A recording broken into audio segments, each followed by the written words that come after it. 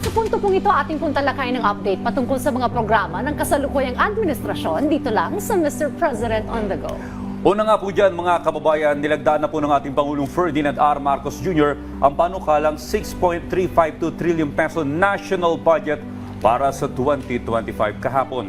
Isinagawa po ang pagpirma ng ating Pangulo upang maisabatas ang General Appropriations Act for Fiscal Year 2025 sa Ceremonial Hall ng Malacanang Palace matapos ang programa para sa paggunita ng Rizal Day kahapon.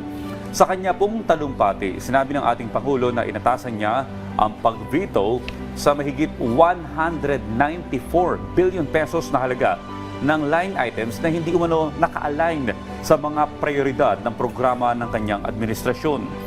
Ipinilin din niya na tiyakin na maayos na magagasta ang pondo upang hindi kapusin at madagdagan pa ang utang ng bansa. Binusisian niya ng husto ang pondo upang matiyak na magagasta ito para sa mga programa na magiging daan sa magandang pagbabago sa buhay ng bawat Pilipino.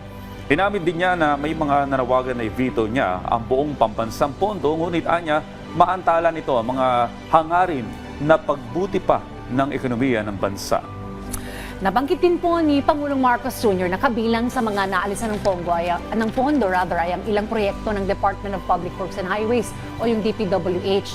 Ang pagtaas po ng pondo ng DPWH ay isa sa mga labis na pinuna ng mga mambabatas at ilang sektor po ng ating lipunan.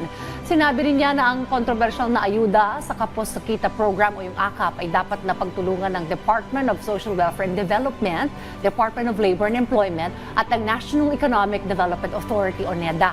Sa ganitong paraan, aniya ay mas lubos na makikinabang ang mga tunay na karapat-dapat na mga benepisyaryo.